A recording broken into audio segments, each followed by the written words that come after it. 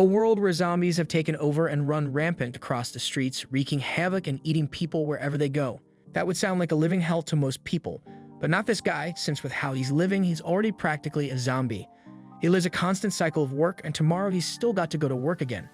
It all started 3 years ago when he first landed his dream job. He thought it was going to be all sunshine and rainbows, and it looked like that's what it was going to be. Everyone was nice and cheery, and he even met an absolute stunner, Saori, on his first day. It looked like everything was coming up tendo, but reality is often disappointing.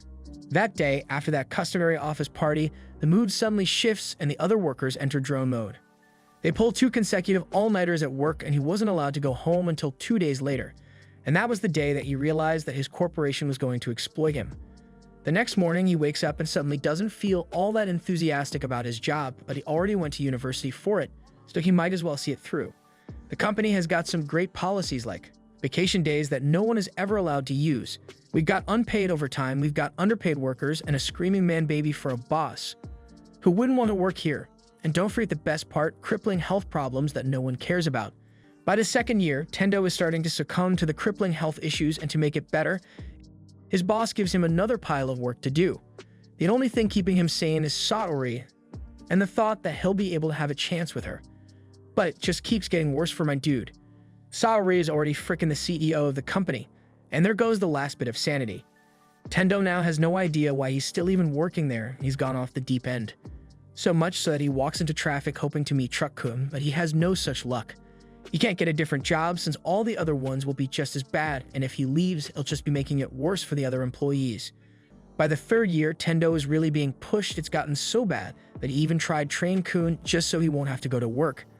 And this is where he is now, in full-on zombie mode. All he can think about is work now, and everything is in black and white. He wakes up the next morning and has a mini panic attack about not wanting to go to work.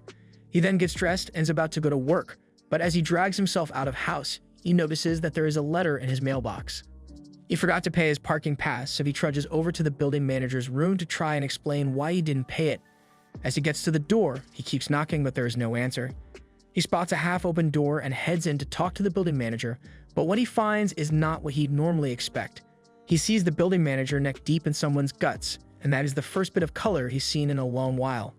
He bolts out of the room and tries to run out of the building, but he only finds more zombies waiting for him outside. He turns around and runs upstairs, and all the while he's thinking, what am I gonna do? If this keeps up, I'm gonna be late for work. But as he sees a crashing plane going down overhead, he has an epiphany. All the bosses that made his life a living hell, those bitches are probably dead. He doesn't have to go to work anymore. His life now has meaning again, and he can finally see all the color in the world once more. He sits on a rooftop and thinks about all the things that he will be able to do now that he has free time again. He then thinks about Saori and wonders if she's alright. He decides to try and confess to her, even if it gets him killed. Who cares if she was the CEO's side chick? With how fat that dude was, he probably won't be able to outrun the zombies, so he's dead by now. And with that, he rides off on his bike to go find where she lives. But when he gets there, he finds the boss shoes there and the man standing zombified, so he takes the opportunity to hand in his resignation, and bodies slam him out the window. Unfortunately, Saori was also there, and she's also zombified, so with tears in his eyes, he confesses to her to gain closure and runs off to avoid being eaten. That night, he thinks about what he's going to do from now on. With the state of the world, he could die at any moment, so why not make the most of it? With that, he creates his bucket list of things he wants to do before he dies. The next day, Tendo is having a nightmare about his hellish working conditions and wakes up screaming, but relief washes over him as he realizes that his world is a lot better now. It's a zombie apocalypse, and he's all here for it. With the new zeal he now has for life, he's finally able to clean out his entire room for the first time in years, and he's never felt better. He grabs a beer from the fridge and fully savors the taste as his first beer of freedom. Meanwhile, the news is covering the story as it unfolds. The city is in chaos. There are fires raging everywhere, and the newsroom is also in danger of being overrun. And through all this, the news lady is still standing there doing her job. Tendo watches as the news broadcast cuts out, and he knows that objectively the world has gone to hell. But that's not his problem right now. All he cares about is drinking beer today and lazing around to make up for the years of torture he had put himself through. But when he goes to the fridge to grab another one, he is hit with a grave reality. He's out of beer. This is the worst thing that could possibly have happened to him today. He was going to just laze around, but now he's got to go to get more beer. It's not going to be an easy trip. But what kind of lazy day would it be if he didn't have beer to drink? So as much as he wants to stay put, he's gonna have to do it. While he's having his moral dilemma in another room, there is a couple who are freaking the hell out over this apocalypse, as one would normally do. The guy tells her that if they can hold out for one more day, then maybe they'll be saved, but no one's coming to save them. He goes out onto the balcony and prays for someone. Anyone to come and help, and as he says this, he locks eyes with Tendo, who is shimmying his way down a pipe. The guy is freaked out and tells Tendo to come in while it's still safe, but Tendo says he's alright for now, and he just has to go grab a few things. He then introduces himself as their next-door neighbor. The guy is taken back by Tendo's nonchalant attitude while hanging from a pipe, but he introduces himself as Kosaka. Tendo wants to be nice, and since he's going to the convenience store anyway, he offers to get them some stuff like noodles and toilet paper. As Tendo races his bike down the street, the zombies begin to take notice of him and chase him. He realizes that if he gets surrounded, he might actually die here. But there's no way he's going to go the day without any beer, so this is a necessary action. He gets to the convenience store and there's a bike outside the store with a camera on it. He doesn't notice it because he is too focused on getting beer, so he pries the doors open and begins singing his beer song while shopping. Then he notices a girl standing by the fridge and he immediately dies of cringe at the song he was singing. He tries to play it off by acting like nothing happened, but the girl says nothing in return. Things are only going to get more awkward if he stays silent, so he keeps talking. But she just walks past him, so he tries to get her to give her contact info, but she finally says something. He risks his life just to go get some beers, and he didn't even get any water for the hangover. Someone with such poor survival skills would only be a liability to her. And to make it that much worse, he left the door halfway open and now the zombies are coming through. Tendo tries to get in front of her to protect her, but she pulls him back as a truck breaks through the wall, killing the zombies by sheer coincidence. But he did learn some lessons from this. He should analyze the risk before doing something and always close the door. He hopes to meet that girl again, but now isn't the time for that. His bike was destroyed by the truck, so he's got to make a run for it. But there's no way that he's going to outrun the zombies, so he's got to think of something else. Luckily for him, there's a scooter just laying there. He's able to use that to escape. He's upgraded his ride, and that gets him thinking. There are a lot of vehicles with keys still in them since the apocalypse started at rush hour, so maybe there's something better. And just as he thinks that, he spots something out of the corner of his eye. He's now got a hot rod. He finally makes it back to the apartment building, and he stops by the apartment of Kosaka. But what he finds is a bloody mess, and I don't think they'll be joining him anytime soon. That night, he was reminded that at any moment he might die. But if that's the case, he still wants to live to the fullest and do all the things he wasn't able to do while he was working. He thinks long and hard and writes down everything that he would want to do. The next day, we see the girl in a penthouse. She begins her morning routine of a 10-kilometer run on a treadmill, and she's taking this serious approach to surviving the zombie apocalypse. She starts analyzing the zombies' movement patterns, but she needs to go down there and actually see the zombies to get that data and also to get supplies. So this is why she was at the convenience store earlier. When she ran into Tendo, she was already analyzing him, and that truck that crashed into the store was predicted. She later gets him and is happy with the supplies she got for the day. She then looks back on the footage of Tendo that she got, and she thinks to herself that maybe his way of doing things isn't so bad after all. With another set of survivors, there is a little girl crying at the loss of her father, and the club manager is trying to console her a little. He tells her that she's done great by hanging in there till now, but as he's talking to her, one of his men comes up to him and tells him that the zombies have returned. The manager tells the girl that he has got to go do something, and he will definitely come back to her. They head out to face the ensuing horde in a badass way, and they begin to fight to protect all the people that are left in the club and will likely die from it. Meanwhile, Tendo is out here living his best life with his new motorcycle. He's come to the Shinjuku district looking for his best friend Kencho. Earlier that day, Tendo was trying to grow in a cool beard, and to speed it along, he tried using a marker to draw it on, but doesn't end up looking like he wanted it to, so he gives up on it and just shaves it off. He ponders on what to do today when he finally notices that his phone is receiving messages again. He's really happy to see this because it means that the internet must be back up and running. Since he started working 3 years ago, he hasn't had any chance to talk to his old friends, so he would really like to get to catch up with them. He sends out a bunch of messages to all his friends and waits for replies, but then he realizes that the only reason the internet is working again is that network traffic is down, meaning that most of his friends are likely dead by now. This realization makes him really sad. All those years of skipping on hanging out with friends just to work overtime, what a huge waste of time. He keeps scrolling through his contacts and comes across one of his friends, Kencho. Now he knows this guy is a fighter, so there is no way he would just lay down and die like that. Meanwhile, Kencho is about to lie down and die like that. He's been stuck in this room for 3 days with nothing but water, and the hallway is too crowded with zombies for him to have even the slightest hope of escaping. And even worse, he's stuck in here with this zombie woman, and the only that saved him was his love for bondage. He sits there and thinks this is it. His life even starts flashing before his eyes, and he sees memories of Tendo while they were still in college. At that moment, Tendo actually called Kencho, and he was really shocked to see that he got a call. He answers, and he is greeted by Tendo, who sounds ecstatic to finally get a hold of him. Tendo asks for Kencho's location, and he says he's in Shinjuku, but there's no way that Tendo would be able to make it all the way there without being eaten by any zombies. But that isn't going to stop him, and that is why Tendo went to Shinjuku. On the way, he recalls how he used to meet up with Kencho for drinks, but Kencho was actually a successful real estate contractor with good pay, high praise from his bosses, and an actual love life.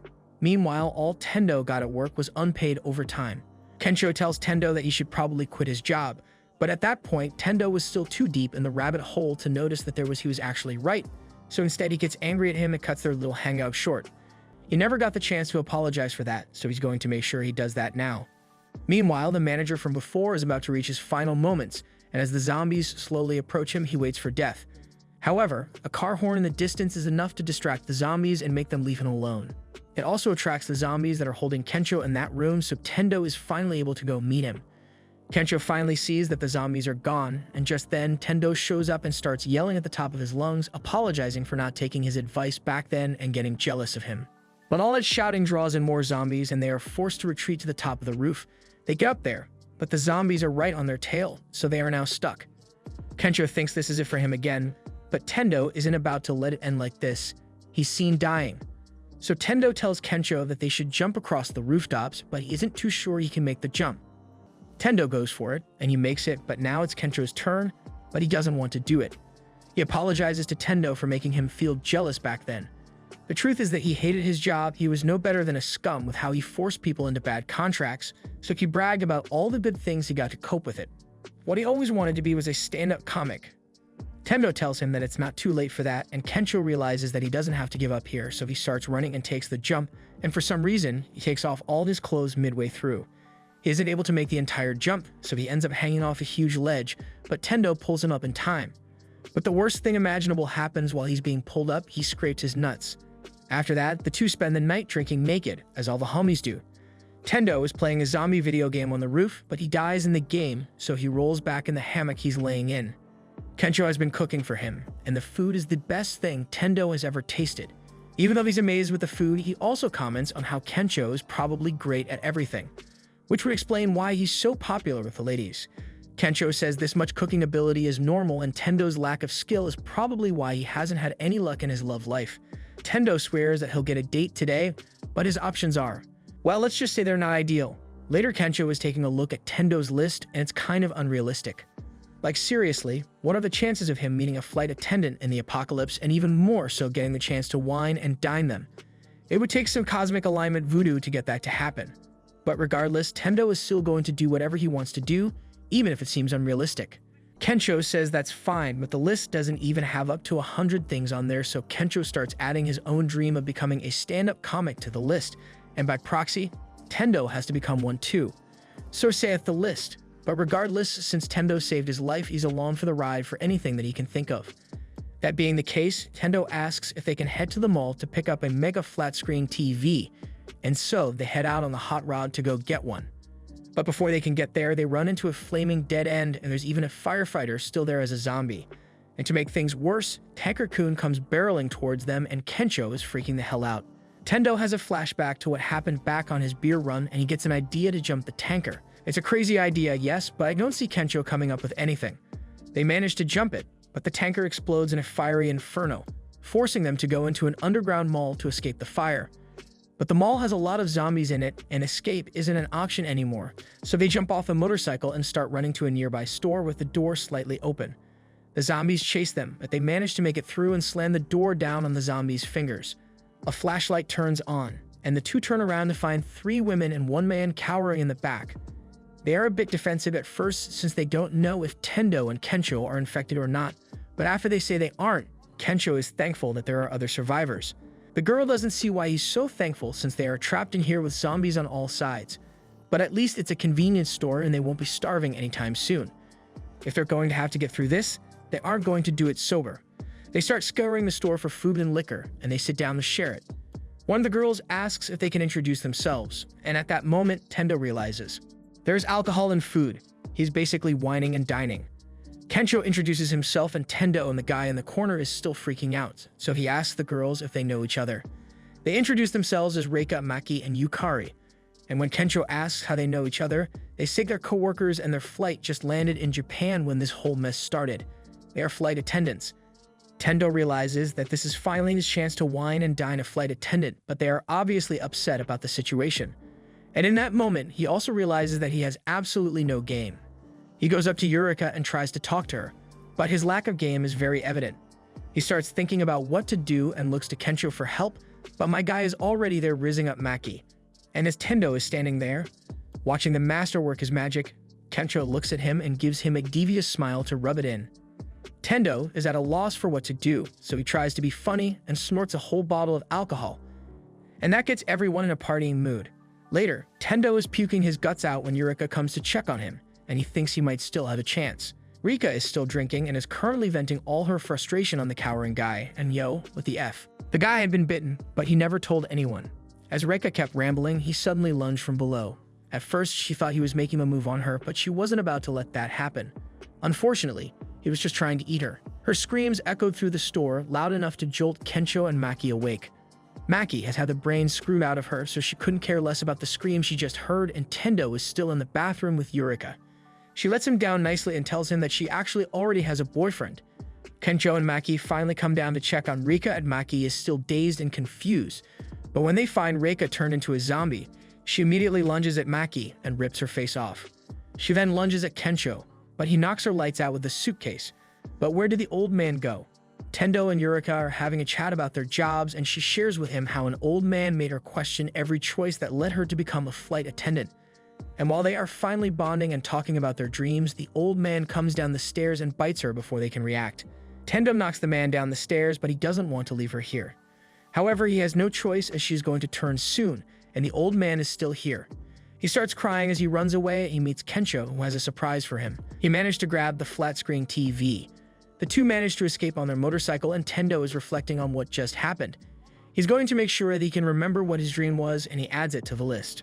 When Tendo was younger, he used to be young John Wick. He would take on upperclassmen like it was his normal morning routine, all for the sake of a nice dog. He was something of a superhero back then, however, he wakes up from his dream. Later on, Kencho is checking out the news and confirms that Japan is thoroughly screwed. However, the military was able to secure some of the more secluded villages in the mountains. Hearing this, Tendo thinks his family must be safe since they are in one of the most secluded villages in Japan. Later, while Tendo is helping Kencho dye his hair for his new beginning, he makes a declaration. He's going to become John Wick. He plans to become someone who goes around saving people from zombies, but Kencho is a little skeptical. For one thing, Tendo doesn't even have a gun, but he's already thought of something to fix that. And a new item has been added to the list, become a superhero. The two later head to the aquarium for Tendo's plan, and it's in pretty bad shape since all the workers had abandoned it. They look around the place for a bit until Tendo finds just what he was looking for. Meanwhile, a bus full of people is getting stuck in the zombie traffic, and the driver tells them that they are going to have to wait out the horde. But at least they are in a sealed bus, and there is no way any zombies are going to be getting in. Come on, what the hell? Well, now thanks to this guy, all the bus passengers have to run for their lives, and now they are getting slaughtered. This one girl has managed to escape so far, and she's running towards the aquarium.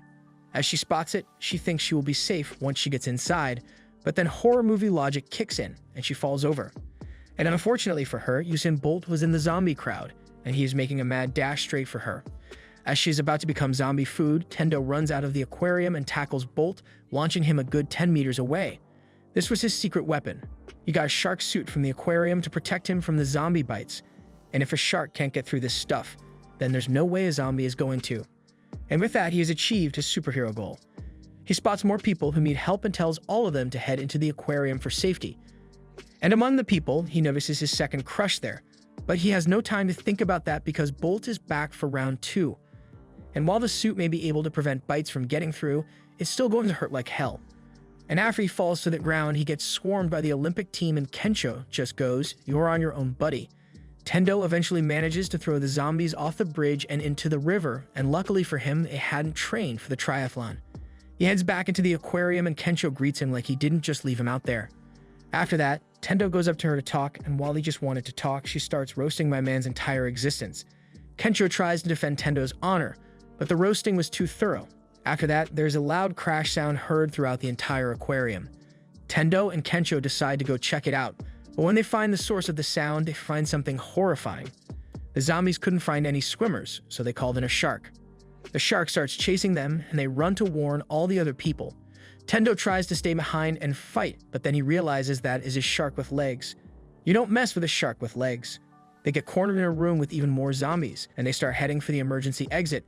But then this girl just grabs Tendo's crush, stops for a second, and then pushes her aside because she's scared. And now Tendo's crush is likely a gunner. Upon realizing that she isn't in there with them, Kensho tries to go help her, but the door has been warped too much for it to open. He looks around to ask Tendo what he should do, but Tendo already left to help. On the other end, Tendo's crush is faced with a huge shark, and she can only blame herself for not realizing that you never stay with large groups during a zombie chase. She has accepted her death, but Tendo hasn't, so he jumps from an air vent and tackles the shark. She is shocked that he would risk his life to come save her even after the roasting she gave him. What reason does he have for coming back?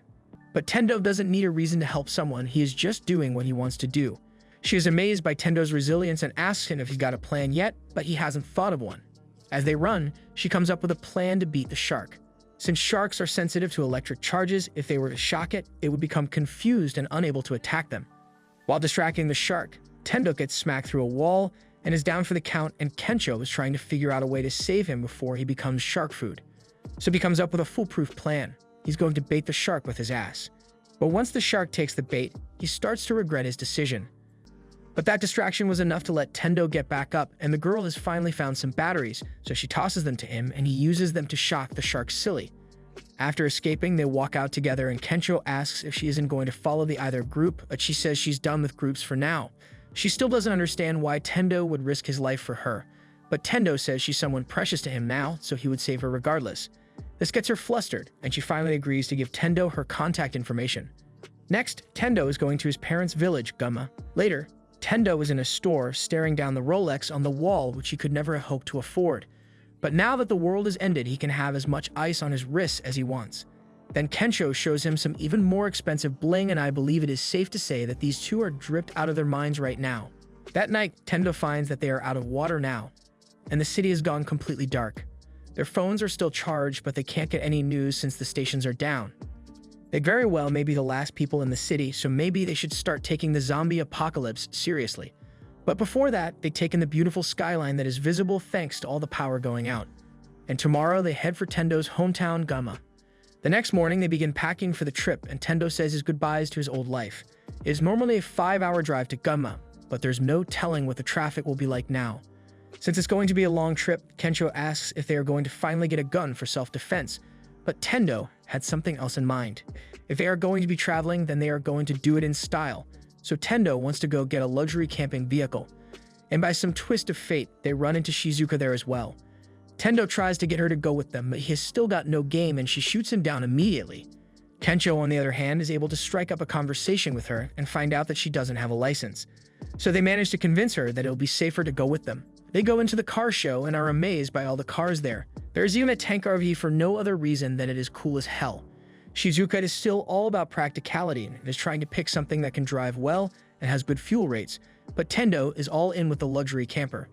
He has found his third love, but Shizuka is still on the side of practicality and argues that there is no way they could get anywhere in that thing. However, she spots an RV that makes her question everything she has just said. The guys make fun of her for falling in love with a design when she was all about practicality a minute ago, but she says it's different. But thanks to all the noise they made, they now have a bigger problem as they are surrounded by zombies and are forced to get into a random RV and drive off. As they leave the city, Kendo is riding the bike beside them and Tendo is driving the RV. Tendo is bothered that the roads are so empty even though it is a weekend, and Shizuka says it is probably because no one had enough time to leave the city at all after the zombie outbreak. He asks if she knows anything about the zombies, and she speculates that it is a virus, and if they manage to create a vaccine for it, then the world might have a chance to bounce back. But that has nothing to do with them unless they manage to survive in the first place. That evening, they were getting ready to set up camp for the night, but then they run across spike strips laid out on the road, and the worst thing in a zombie apocalypse comes out: people. And to make it worse, the gang leader is Tendo's old boss. I bet Tendo wishes he got that gun now, doesn't he? Tendo starts getting PTSD from all the abuse he suffered at the hands of this scumbag. This was his whole plan. He made them crash, so they are stuck here, and he wants to force Tendo to work for him again. Shizuka isn't falling for his BS and calls him out on how he makes it seem like he is helping them and protecting them from looters, but he is the looter here. He is saying it all with a smile on his face. But with no other choice, Tendo is forced to work for him again, and his hell has started back up. Shizuka tends to Kencho's wounds, and Kencho apologizes for causing them to have to come here, but she tells him that they probably planned this whole thing out from the start and had no choice. Tendo sees how the others here are being worked to death, but there's nothing he can say about it. While moving equipment, Tendo comes across some beers, gets a glint of joy in his eyes, tries to cool them down for everyone to enjoy, but the boss comes by and is annoyed that Tendo would waste his precious electricity on something like employee satisfaction. Tendo is gripped by his PTSD, but then the employees come and see the beers, so he is forced to give it to them. Otherwise, he's going to become the bad guy. He is still nothing more than an exploitative bastard, but he holds all the power here, so there's nothing they can do to oppose him for now. He even started using zombies as labor and tells Tendo to be more like the zombies, a piece of equipment that can't think for himself. This is what happens when there are no labor unions. That night, Kencho asks Shizuka if she has noticed how Tendo has been acting strange lately, but she has already pieced together what Tendo's working life was like and knows what it feels like to be controlled and has her own experience with being exploited. So she knows that Tendo can't find the willpower to fight back. When she was a little kid, she was walking home from school on a rainy day when she came across a little puppy in a box. She couldn't just leave it there, so she decided to take it home, but upon asking for her father's permission to keep the dog, he immediately tells her to eat the dog. He sees no point in taking care of a sickly dog, and she needs to rise above her peers and not waste her time on such childish things as caring for another being. She's literally like 4 years old, but he is telling her to be ruthless and calculating in her actions, completely willing to toss aside anyone who she sees as weak. A human resources lady. Back to the present, Tendo's scumbag of a boss is putting on a cheery act to welcome him and his crew to the team. He has everyone enjoying themselves and drinking to their heart's content, while Tendo is over there slaving away. These two guys are having fun asking the real important questions. Would you get infected for smashing a zombie chick? But when one of them runs out of beer, they call over to Tendo to bring them some more, and my guy is an absolute mess right now. He trips over his feet and falls to the ground, dropping the beer, and even though it is the apocalypse, some things remain the same as the people still treat the wait staff like shit.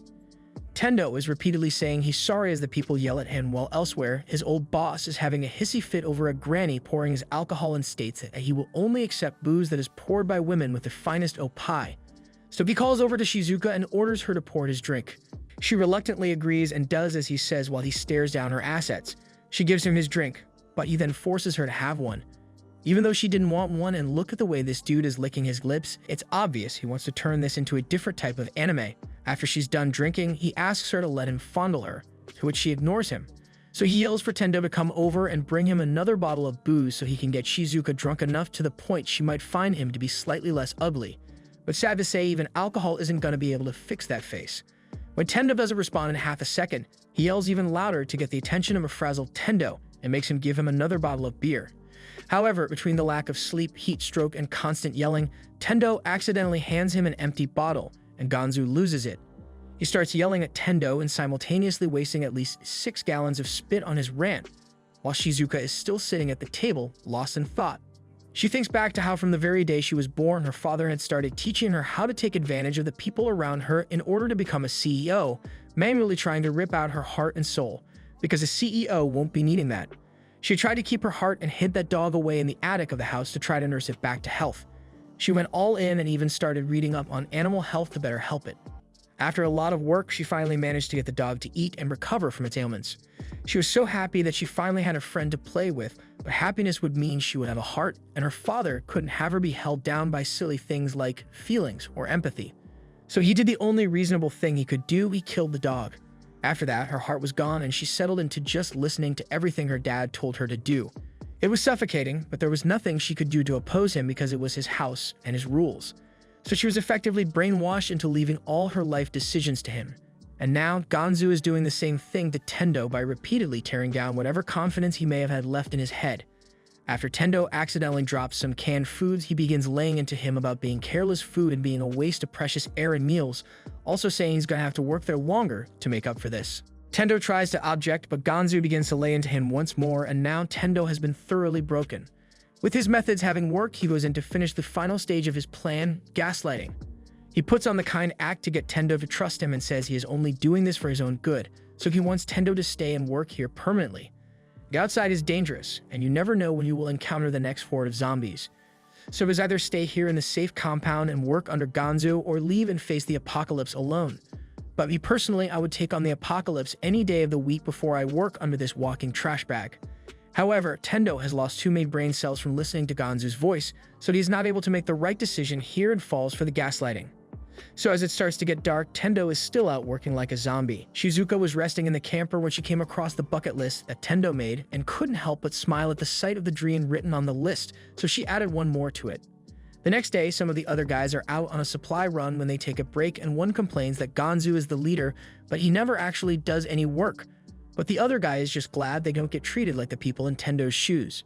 He tells the shorter guy to hurry up and close the door to the truck before a zombie climbs in, but would you look at that, a zombie already climbed in. Meanwhile, back at the compound, Shizuka and Kenshiro are all packed up and ready to go as they had agreed, but Tendo comes out and starts saying he's going to stay here and work for the chief from now on. Kenshiro can't believe what he is hearing and thinks it must be a joke, but Tendo is dead serious.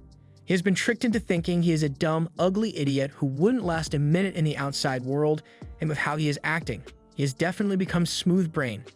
Shizuka begins to walk away, prepared to leave Tendo behind if he won't be joining them, but as Tendo continues to talk about how he needs to repay Ganzu for all the kindness that he has shown him, so the only option he has is to stay here and listen to his every command. Shizuka recalls her childhood and sees a lot of herself in the way Tendo is acting right now. So before she leaves, she turns around to give Tendo the wake-up call he so desperately needed. She tells him Ganzu is only using him. What he really wants is for Tendo to give up his free will and sense of self so he can become a mindless drone. He doesn't care about you, he just wants slave labor. He's fat, got lips like the Kardashians, but a face even his mother couldn't love, so he tries to get other people's lives to be just as bad as his to make himself feel a bit better. And as the roasting continues, everyone just stares in amazement as she is absolutely violating Ganzu. With how things are in the world, she can't say which is the right choice between staying and leaving, but what she does know is that she doesn't want to be anywhere near Ganzu or his nasty BO any longer. So she asks Tendo what he wants to do as she hands him back his bucket list and shows him the item he added to it. Give my jerk boss a piece of my mind. Ganzu sees that she is actually getting through to him, so he tries to put a stop to it by grabbing his notebook out of his hand and throwing it to the ground. But that was the final straw that sent Tendo over the edge. The anime is named after this book, so this kind of disrespect is not going to go uncontested. Tendo somehow manages to get under Ganzu's feet to stop him from stepping on it, and gets up having finally grown a pair of balls. However, he is still being much nicer than I would have been. He just says, "What the hell was wrong with me? Ganzu, thank you, but this ain't it, fam. I never want to see your ugly ass again." Ganzu is shocked by Tendo's sudden self-confidence. He tries to continue the gaslighting and says Tendo still owes him, but Tendo counters by saying, "I missed the part where that's my problem. Even if I become a zombie, it's still gonna be better than being worked like a zombie by you." And as he says this, the resource collection team returns, happily unveiling their great haul for the day, but instead, he gets mauled by a zombie. It was only one zombie, so it shouldn't have been that hard to deal with, but the most dangerous thing in an apocalypse isn't the zombies, it's the panicked people. The guy that was driving the truck starts driving crazy like he isn't literally completely safe in the closed vehicle, and then he makes the situation 1,000 times worse by crashing into the zombies that had been captured, and now it's a colorful bloodbath. The survivors all climb on top of the cars to escape the zombie horde, and Tendo has managed to get to safety as well. But as Kenshiro tries to save another woman, she gets munched on and Kenshiro realizes he can't possibly save everyone. Now for the most satisfying moment of the episode, Ganzu is running for his life and crying like a baby while the zombies chase him down for a high-calorie meal. Tendo sees this, and he's a better person than me cause I would have just left his bum to get eaten. He gets everyone's attention and tells them all that he has an idea to stop the zombies. Ganzu is about to get eaten by the zombies as he has fallen to the ground, and his face right here is priceless. But Tendo saves him by drifting a taco truck. Kenshiro can't understand why he would bother saving that guy, and neither can I. But Akira isn't the kind of guy to watch someone get eaten by the walking dead in front of him and do nothing. Having successfully gotten him onto the top of the truck, he initiates his plan and has the rest of the people surround the truck, with more trucks to box the zombies in. Now that's teamwork. With the taco truck's gas on, Tendo grabs Ganzu and jumps for it while leaving a flare behind, blowing up the zombies into oblivion. They'd managed to survive and everyone is praising Tendo for his quick thinking. But then this jackass tries to come back in with his gaslighting and take credit for the save. But by now, everyone has seen through his farce and are done working for him. They'd all leave him behind, and you can tell by his face that he isn't gonna last a week without someone to boss around. But who cares about him? Tendo and the others are back on the road and free to do whatever they feel like. Like water yoga, weird thing to want to do, but they are still free to do it. They get back on the road after finishing up, and Tendo is really excited that he's managed to do more than 30 things on his list. At this rate, he might get to 100 before the end of the month, but Shizuka is worried he might die if that happens. As they continue down the road, they come across a truck with several zombies piled up around it. And that can only mean one thing: there is someone in there that is attracting these zombies. So that means they found their first survivor on the road, and Tendo is excited to finally get to be a superhero again. He hurriedly puts on his shark suit and gets into stance for another hero arc. But the door to the truck is kicked open and the spotlight is stolen from him by the historically accurate samurai, who gets out, jumps 20 feet in the air, and proceeds to lay waste to the zombies. That was a triple kill, with a regular bow, for crying out loud. They can't believe what they are seeing, but Tendo just finds it to be really cool. The samurai takes off its mask to reveal its identity as a German girl, Beatrix. And as she thanks them for their help, Shizuka has been dethroned as best girl. After explaining the whole situation, the group finds out that Beatrix had come to Japan because she loved the culture here so much. Everything from the historical battles to the tentacle hentai, which explains why she had the samurai armor.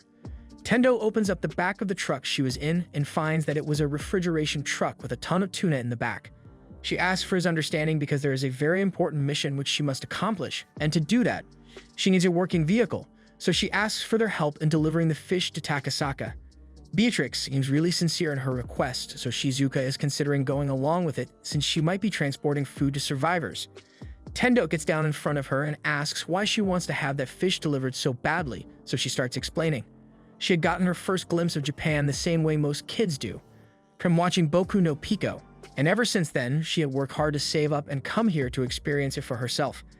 However, just as she landed and was about to finally experience her dream, the world said a huge FU to her and the zombie apocalypse began.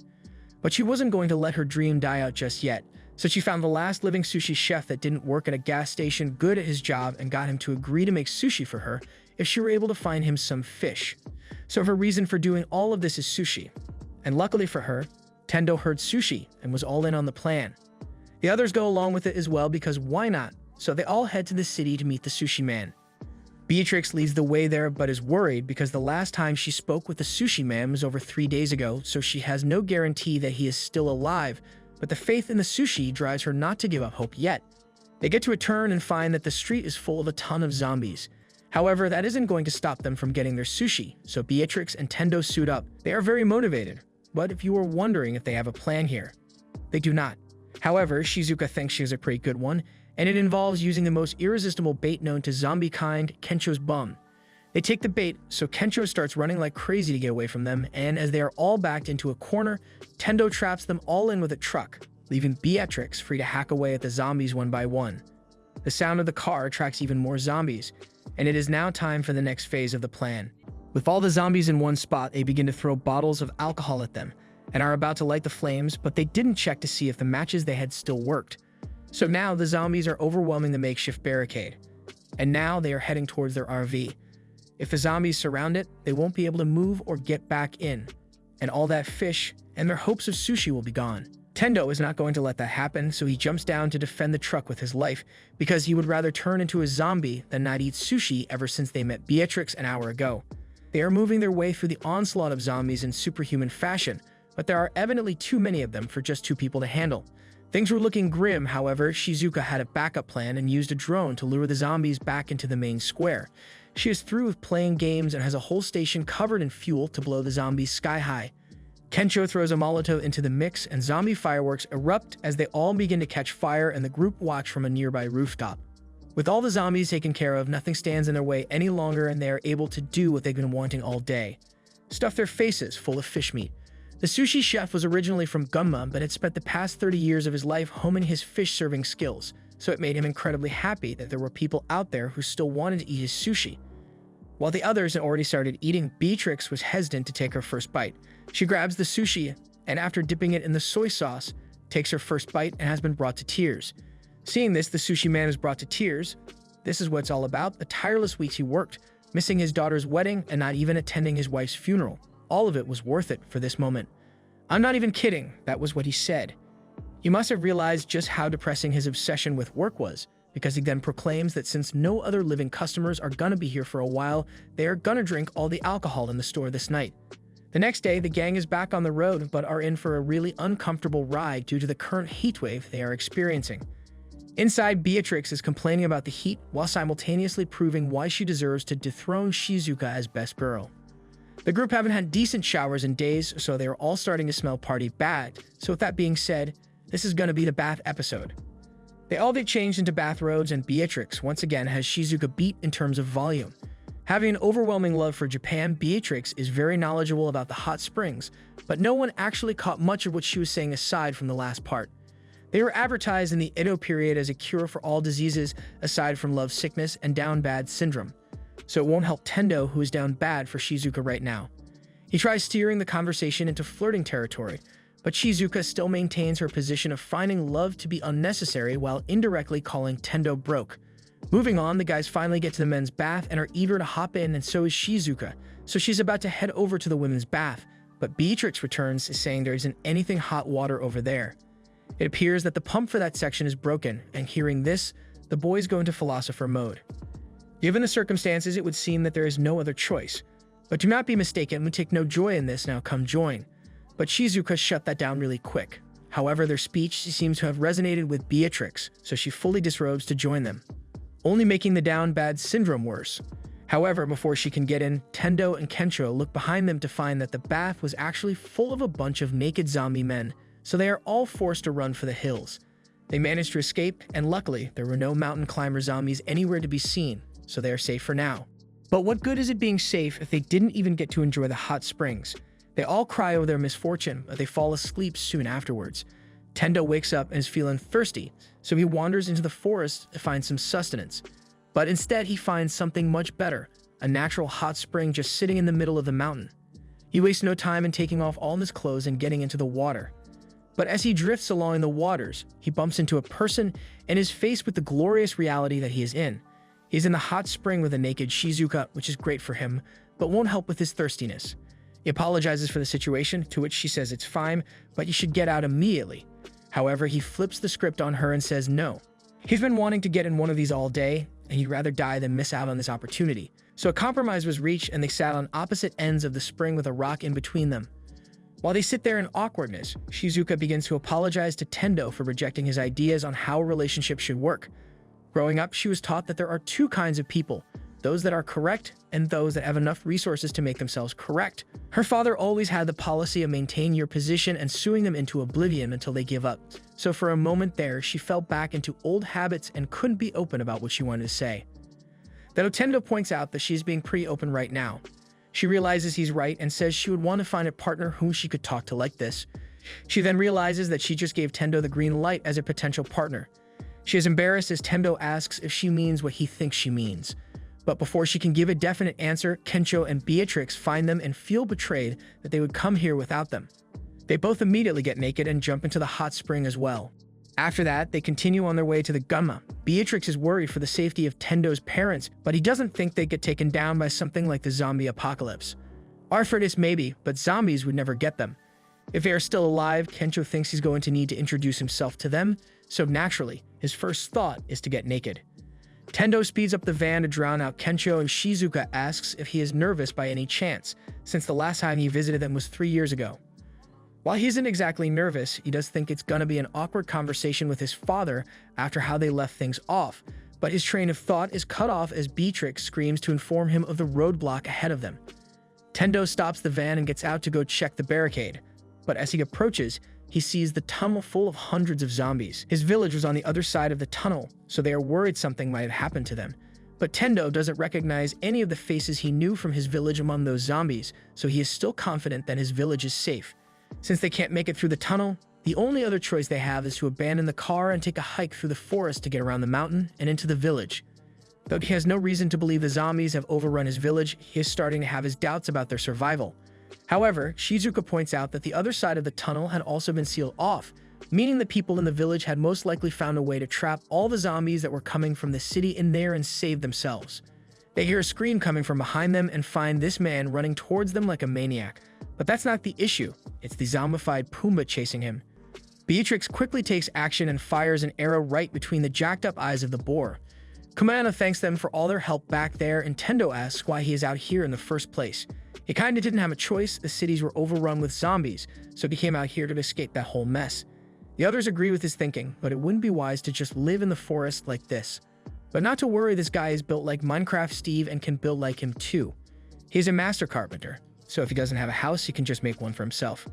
And Tendo wants to get in on that action as well since it was on his list. He tells Kumano he must be in such a rush to finish his treehouse, so they'll offer their help to him, completely ignoring the fact that he was on his way to see if his parents were doing the zombie shuffle. But this is clearly more important. Kumano is happy to have the help and starts giving them lessons on carpentry while they build. The type of treehouse you can build depends on the tree, so you have to learn to ask the forest how to build. If the tree dies, your house dies, so you have to take note of everything happening around you and ensure the health of your tree. It's by being mindful of nature that you will begin to hear the voice of the forest. Either that, or he's crazy. Tendo talks about how he always wanted to be able to build a tree house, which reminds Kumano a lot of his son. But once Tendo asks about him, Kumano falls silent. His son was bitten by his wife who had turned into a zombie, so he had to kill them both with his own hands. He never even got to do this with him before he died, but Tendo says he's here to support him.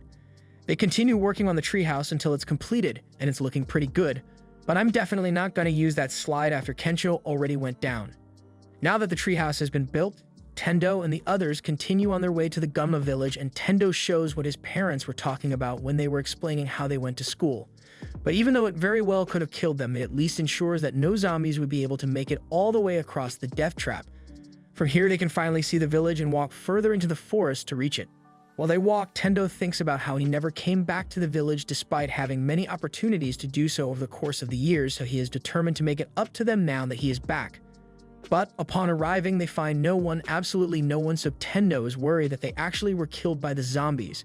So he runs around looking for them and finds everyone in a hut, doing whatever this is. He finds his mom and dad there as well and begins to apologize to them profusely for failing to do anything for them and never visiting in the 3 years he was gone.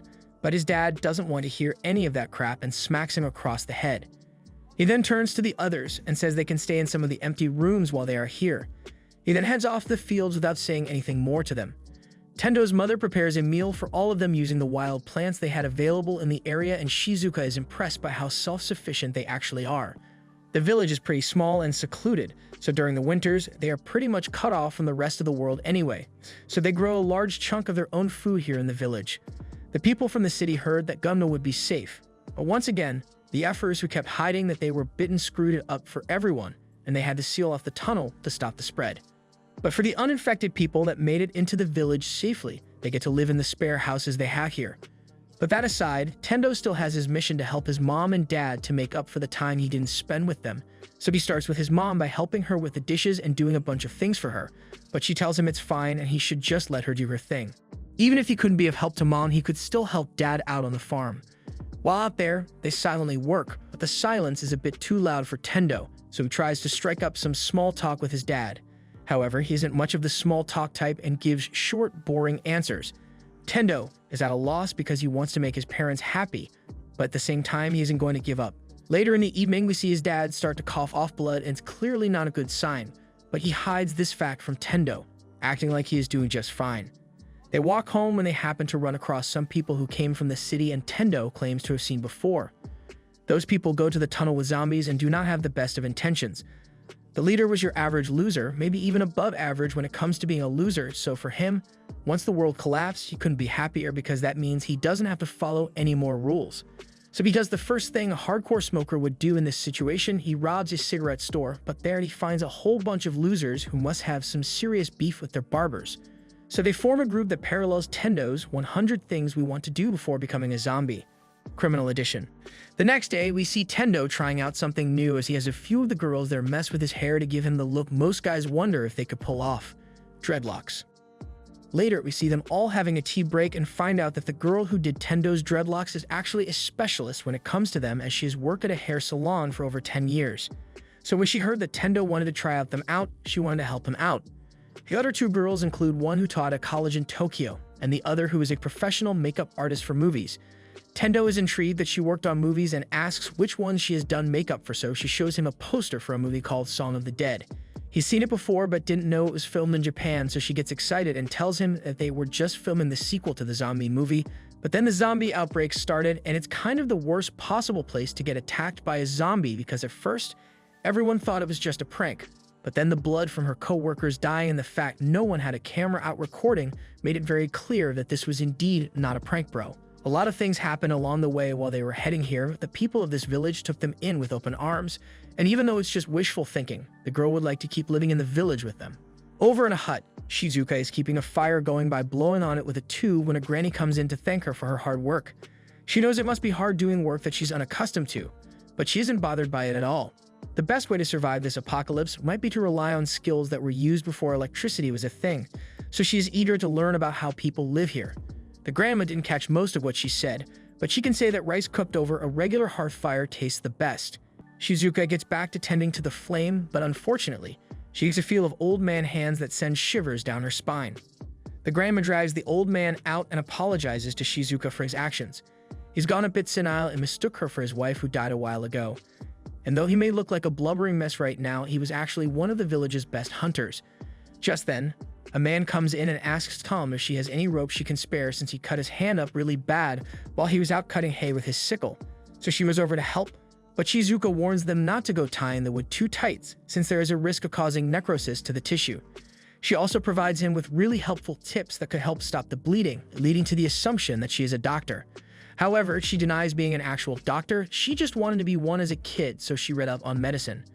But that doesn't change their minds, and as more and more people come to her for help, she is now the default doctor of the village. Over with Kensho, he is out helping on the field and is shown the cesspit where all the poop in the village is stored and recycled as fertilizer.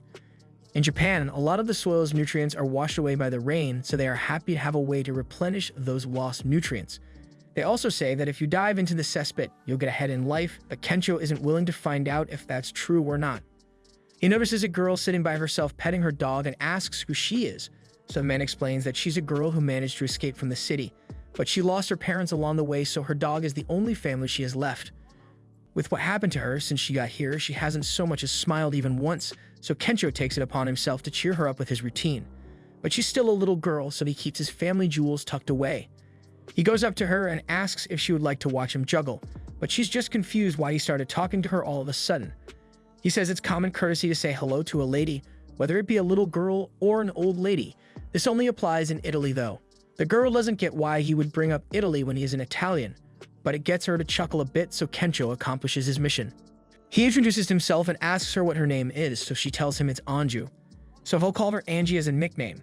Now that they are friends, he wants to show her his performance where he eats a bowl of udon through his butt, but she decides that she'll have to pass on that one.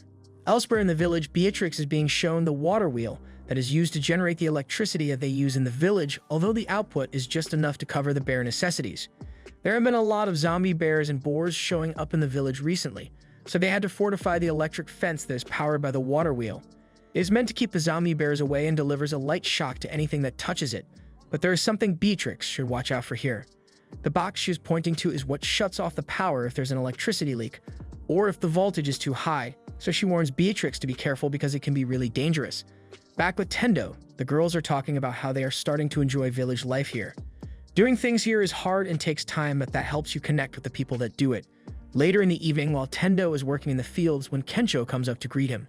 While Tendo was working the fields, Kensho had been learning to slaughter a chicken, and the trauma may prevent him from ever eating chicken tendies ever again. While they are talking and having fun, Kensho notices a familiar face walking by and calls out to Higurashi, since it has been a long time since he's seen him, but Higurashi isn't too thrilled to see the two of them and turns around to leave. Tendo didn't seem to recognize him, so Kensho explains that he was in their general studies class and back in college, but then he suddenly just stopped showing up to class. Higurashi can't believe he has to see the two of them even here. They were the bane of his existence back in college because they had the one thing he never did: happiness. It's been a long time since he's had to see their annoyingly happy faces, But it's fine since it's perfect for his sinister plan. Later that night, Tendo finds his dad outside having a drink and asks if he can join since this is a great chance to spend some time with him.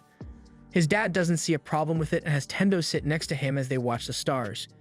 Tendo begins saying something and tells his dad that even though when he was a kid he idolized city life, he is starting to think that living in the village might not be so bad anymore. Plus, he's sure they could use the extra help around the place. So what he is trying to say is that he would like to stay in the village with them forever. But his dad is still against the idea of him keeping himself confined to their small village. A man should go out and find the biggest dream he can, then aim for it with everything he has got. Tendo asks what his dad had dreamt of doing when he was a kid, so he asks Tendo if he has ever thought about looking at the Earth from space. Apparently, it is so shocking to see the scale of the Earth from space that it really lets it sink in that the world is a small place. Just like how going to Tokyo let Tendo realize how small their village was. So to tell you the truth, Tendo's dad had dreamt of becoming an astronaut when he was a kid. But by this point, he's too old to ever actually make it out there anymore. Compared to the 13 billion years of the universe, an 80-year lifespan isn't even a tenth of a second. So Tendo shouldn't sell himself short and should look for the biggest dream he can find because a dream gives your life meaning. And by the way, not that it's important right now, but his dad feels the need to tell him that those dreads don't suit him at all. The two have a laugh about it and continue drinking into the night, finally having the bonding time that Tendo wanted. However, the good times are about to end since the reject squad is about to destroy everything that this village had built up. They are going to turn everyone in here into zombie food, and Higurashi has a personal grudge against Tendo as well. While everyone in the village is having their usual night party, one of them goes out to take a leak and sees the mayhem that's about to unfold. Beatrix, Kencho, Shizuka, and Tendo realize that something is terribly wrong, so they head out to check on things and find that the village has been overrun with zombies. They don't understand how this could have happened, but his dad immediately goes to do some damage control and find his wife while he tells Tendo to go get his friends. Higurashi and the rejects ride in the bulldozers, safe from the zombies while laughing at the people running for their lives, and Shizuka tries to get the sick and injured to barricade themselves inside one house, but she gets swarmed by zombies in the process. However, all the people she had helped as the local doctor come to her rescue, and the hunting squad load their guns to begin mowing down the zombies, but there are too many of them, so they are forced to retreat inside. However, Higurashi isn't done with his little game, so he lights some sticks of dynamite and blows up a bunch of the houses. Shizuka is horrified by everything that is happening around her. If nothing is done soon, the entire village will be completely destroyed. Elsewhere, Kencho is running for his life while carrying Angie, but the zombies are about to catch up to him. However, before he becomes zombie food, Beatrix is able to jump in and save them with her weapon. Shizuka and Tendo find them as well, and Shizuka comes up with a plan to get all the villagers out of here and onto the suspension bridge so the zombies can't get to them. But there's still the problem of the electric fence around the village. Beatrix tells them it shouldn't be a problem since the fence was made to only deliver a slight shock to zombies, bears, and boars. But as Kencho grabs it to check if it's true, that's definitely more than a light shock. Someone must have turned up the voltage and messed with the machine to turn the electricity off, meaning the electric fence is basically trapping them all inside, and the culprits behind it are Higurashi and the rejects. At first, they aren't sure he is the one behind it all, but after he confirms it himself, they can't understand why he is doing this. He has his own bucket list of things to do, and if he's going to die anyway, he's going to live how he wants to and cause as much pain and suffering to others as he likes. He particularly doesn't like Tendo because back in college, he was always having so much fun every day while Higurashi's life sucked big time, so he hated Tendo ever since. And for that reason, he would really like to see him turn into a zombie. Tendo can understand wanting to live your last days how you want since he is doing the same thing, but what he can't allow is living in a way that tramples over other people's lives. He can't let them destroy the lives of the villagers here struggling to survive, plus he hasn't repaid his parents for raising him yet, so he will make sure Higurashi doesn't achieve his goal. But since he's the one who has a bulldozer and the group is about to be surrounded by zombies, they all split up to save as many people as possible and make it out of the village. As Higurashi continues to go on his rampage through the village while Tendo's dad, along with the girls he was talking to earlier, all barricade themselves inside one house for safety. But it seems that Tendo's dad's illness is finally catching up to him as he falls to the ground, but he says he is fine. Meanwhile, Tendo is making his way over to them while beating the zombies with a long stick. Elsewhere, Angie is running around looking for her dog, Charo, and she finds him doing questionable things to a chicken. She's glad to have finally found her precious dog, but she gets grabbed from behind by Kencho, who covers her mouth so they don't alert a zombie that was passing nearby. After it's gone, he tells her that it's dangerous to go off on your own in a situation like this, But she had to go find Charo since now that her parents are already dead, he is the only family she has left. Kencho understands how she feels, but it isn't safe here, so he finds a ladder and has them all climb onto the roof of the building since zombies won't be able to get up here. However, while zombies may not have the motor functions to climb the ladder, this guy from the Reject squad definitely does, so he is able to get out onto the roof and intends to push Kencho and the girl to the floor so they can get eaten by zombies. As you can tell by looking at his ugly face, his life was terrible before this apocalypse, so he wants to make them suffer the same pain he experienced even though they had nothing to do with it. Using his stick to try and push Kencho off the roof, meanwhile, Beatrix is on her way to stop the water wheel so the electric fence stops working. However, her gallant attempt is foiled by Reject number 2, who crashed a tractor into the horse she was riding. And while it may seem incredibly dumb to challenge a German girl who you've seen slice zombies in half with one swing, Reject had come prepared with a chainsaw and cuts the long weapon in half with the skills of a two-time national fencing champion back in middle school, which was also coincidentally when her life peaked. Beatrix draws her sword and prepares for serious combat because this may well be a battle to the death. Shizuka is trying to evacuate the villagers who have locked themselves in their houses. The zombies will definitely be able to break through those things' doors in no time, so they have to get moving, but the people tell her to calm down and listen. They are thankful for all the help she has given them, but they are all old and unable to move around easily, and one of them is even bedridden, so they won't be able to carry him. They would just be a burden to her if they came along, so they urge Shizuka to leave them behind and escape with the other able-bodied people in the village. She can't just go along with what they are saying, but at this rate, they will all die sooner or later. With no other choice, she takes it upon herself to draw the attention of the zombies away from the old-timers, promising to come back to get them out of here. Meanwhile, Tendo's dad and the others who barricaded themselves are having trouble keeping the zombies out, but just when it looked like they were about to be overrun, Tendo showed up to save the day. There is still so much that he wants to do for his parents. While he was working, he didn't make that much money, so he was never able to send them anything or take them on trips. Plus, he has still got negative re's, so giving them grandchildren is still a long ways off, and he doesn't want to end up apologizing to their graves, so he can't let them die here. However, his dad pulls him in and goes out there himself, telling Tendo that if he really wants to make it up to him as a son, then he should let himself die before his parents. His final wish before he goes to face the zombie horde is for Tendo to take care of his mother for him. We see the backstory of one of the rejects where he worked day in and day out. But before he knew it, his home was no longer a home to him. He was happy when he first got married, but by then his marriage had already gone stale and argumentative. So much so that he would often rather sleep in his car than deal with his wife. But even then, his naps would be interrupted by the neighborhood gossip dropping by just to tell him that someone else in the neighborhood is better than him. He started to wonder what the point was to all of this. He was working himself to the bone for a family he didn't love and have any affection for, so now he just wants to see some people die to feel better. Over in the field, Shizuka is still hiding in the brush to get away from the zombies, but she is found by something much worse than zombies. The reject that had beef with his barber. He stands over her, drooling, and Shizuka is struck with a fear deeper than anything she's felt before. And just when she thinks things couldn't get any worse, it becomes clear this guy has the worst kind of intentions. Shizuka refuses to let herself become a victim, so she takes off running as fast as she can. Honestly, it's surprising the reject can even keep up with her. This guy is so disappointing that even Discord had to reject his application to become a moderator. He used to work at a French restaurant, but he was too lazy to bother even learning French. And he didn't have any family members to kidnap, so Duolingo couldn't get to him either. Because of this, he was relegated to cleanup duty, but do you think he learned from his mistakes and finally tried learning? Nope, he chalked it up to everyone being mean for not speaking Japanese in a French restaurant. He decides to head outside and carelessly throws his cigarettes away in a kitchen full of flammable things, and you can see how that turned out. But do you think he took responsibility for what he did? Nope, it was their fault for putting the kitchen in a place where he would smoke. He lost his job after that and is still salty that they got mad at him for burning down the restaurant when it's not like he did anything wrong. But even though he is clearly a man-baby, he's a very dangerous man-baby because he has a gun and a ridiculous amount of ammunition stuffed in his pockets. The old man who mistook Shizuka for his wife gets a sixth sense feeling that Shizuka is in some ugly bastard danger, so he gets up from his bed.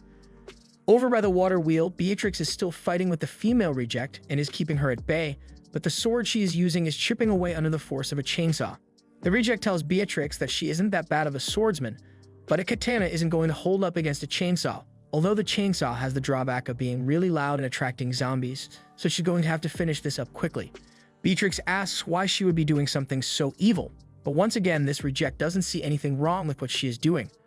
Her whole she had always been a perfectionist, but because of her incessant nagging and butting where she really shouldn't, people didn't like her very much. And she didn't like that because she is always right and everyone should acknowledge how right she is all the time. We cut back to Kensho, who is on the edge of the roof and about to be pushed off, and after listening to this guy's sob story, he is noticing a very distinct lack of effort ever actually put into maintaining the marriage on his part. The guy didn't even show up to the birth of his child or even call in for that matter, and he still blames his wife for being upset about it. Kensho tells him that he can't just get mad at her for losing interest in his dumbass when he actively avoided interacting with her for several years after they got married. However, this guy wanted an echo chamber, not constructive criticism, so tries even harder to push Kensho off the roof so he doesn't have to listen to his facts. But Kensho spots the cesspit on the ground and turns the tables on the reject by pulling him off the roof along with himself. And once they are both on the ground, while Kensho doesn't know if it's smell or body heat that the zombies are using to find them, but whatever it is, he is going to have to mask it, so he takes a leap of faith and dives headfirst into the cesspit to conceal himself from the zombies. Now, the reject is left to face the zombies that he helped release, and he doesn't make it far before he is stopped by the electric fence and subsequently eaten. Kensho later climbs out of the cesspit, and he's completely covered in shit, but what's important is that he is still a normal human covered in shit. But while Angie is grateful that he saved her, she wants him to stay far away from her until he is bathed. Back in one of the houses, old man Hiko asks where Shizuka went, and the other old people explain that she is using herself as bait to save them from the zombies. So he asks what they are all still doing here then, and all they can say is that they are too old to move like they used to and probably wouldn't be able to save her even if they tried. Hiko tells them that they are just being weak and they have managed to survive this long through government reforms, typhoons, and earthquakes, so who cares about a little zombie apocalypse? Shizuka is about to get her throat defiled at gunpoint, but before we all see something we don't want to, old man Hiko fires a shot that knocks the gun out of the reject's hand with a mean look on his face. And with him disarmed, the rest of the elderly folks give him the beating he deserves for going after their Shizuka. On Beatrix's end is clear there is no getting anywhere in an argument against someone who believes that only they can be right, so Beatrix lets her know that the right way of doing something is subjective, different people can have different opinions, and your ship is not canon. Rather than continue fighting with her, she takes advantage of the zombies chasing her and climbs onto the water wheel, causing the zombies to follow her and destroy the water wheel in the process. The woman's mind is left completely shattered at the thought that she was bested by Beatrix, meaning she was wrong and her brain can't handle that, so she collapses to the ground and is surrounded by zombies while Beatrix rides off on the broken wheel, unsure of how she is going to stop this thing. And finally, Tendo's dad is out facing the zombies in Tendo's place, and we can see where Tendo gets his strength from by how he is moving, but his body isn't what it used to be, and he falls to the ground as a result of his illness, so it's looking like it's the end of the road for him. However, before he could get eaten, Higurashi shows up and pulls him to safety, only to immediately turn around and threaten to feed Tendo's dad to the zombies unless he comes out here and lets himself get zombified. Higurashi's life peaked all the way back in preschool. He used to actually have fun. But as the years passed and he got into middle school, he gradually began to drift away from his friend group as his introverted tendencies began to develop. And by the end of the 3 years of middle school, he had gone the entire time without talking to a single person in his class. Come high school, he tried to change himself for the better by doing things to make himself more interesting, but none of that really worked out for him as he remained the same empty and visionless weirdo that he had always been. Then one day, he was walking through the college campus and saw Tendo having fun, and he took that personally. So here we are with Higurashi holding Tendo's father hostage unless he kills himself by zombification. Inside the house, Tendo can't just sit by and let his dad get killed, but at the same time, his father yells at him not to dare open that door. If he opens that door and puts his mother in danger and forces him to watch his own kid get himself killed, he will cease to be his son. Tendo still doesn't want to let his old man die, but his dad tells him it's not like he had much time left anyway. He has one of those bad growths in his body, and with the current state of the world, finding a doctor to treat him is going to be impossible, so sooner or later it'll be too late for him. Tendo doesn't want to accept it and says they might get lucky and find a doctor if they look for one. And a vaccine for the zombie virus might be developed tomorrow for all they know, so they can't just give up hope. At this rate, he will never be able to show his gratitude to his parents, but his dad tells him to live his life. To help humanity by doing anything he can do, that is how he can give back to them even if they are gone, because nothing would make them happier than to look down from heaven and see him living his life the best possible. Tendo begins to have flashbacks about everything that has happened since he got here, and outside, Higurashi is growing impatient, since he hasn't opened the door yet even after so much time has passed. He thinks Tendo might have actually given up on saving his old man since he is going to die anyway, but all of a sudden, the door swings wide open. attracting the attention of the zombies and causing them to head into the house. Screams are heard, and then a zombified Tendo comes out of the house, making Higurashi laugh because he finally did what he wanted to and turned Tendo into a zombie. Now, Tendo can't be happy anymore or do any of the things he wants to do because of his zombification, and Higurashi makes sure to laugh right in his zombie face about it. But in a turn of events, Tendo was not actually a zombie and pulls Higurashi off the bulldozer and onto the ground. Higurashi doesn't understand how Tendo is still having rational thought right now, but that is because he came up with a plan earlier to trick Higurashi. He asked the others for help and had the zombie makeup artist make him look like a zombie, and the next part of the plan was to make it look like Tendo got bitten by letting the zombies get in. But before the zombies could actually do anything to him, the girls snuck up from behind and clocked them across the head. Tendo breathes a sigh of relief now that the dangerous part is over, and it's all up to his acting skills from here on out. As we've already seen, Higurashi fell for it, and he is left baffled while Tendo and the others check on his dad. He can't believe his plan failed and cries over it, so Tendo turns to him and asks what he wanted to accomplish by doing this. He yells that he wanted to do whatever he wants, as it's so wrong for him to have fun for once. But even if that is what he says, Tendo points out that even when he thought he had accomplished his goal, he didn't look like he was having fun at all. He starts yelling again that of course he was having fun, but then he starts having a flashback back to the last time he actually had fun back when he was a kid.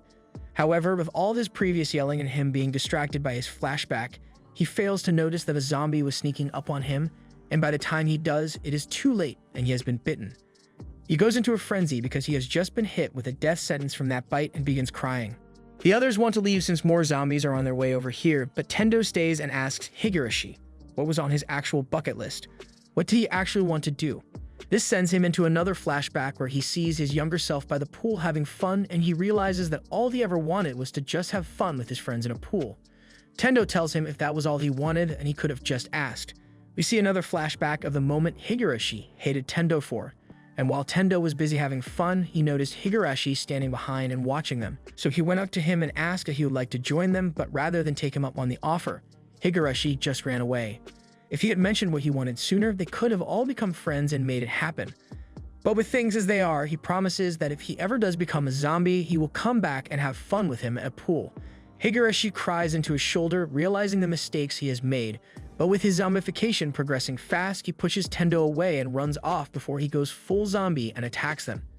Tendo and the others leave to carry out their plan to escape the village and stop the electric fence, since they still have no way to get over it. Kencho and Angie meet up with him, but Tendo can barely recognize Kencho now that he is a walking biohazard.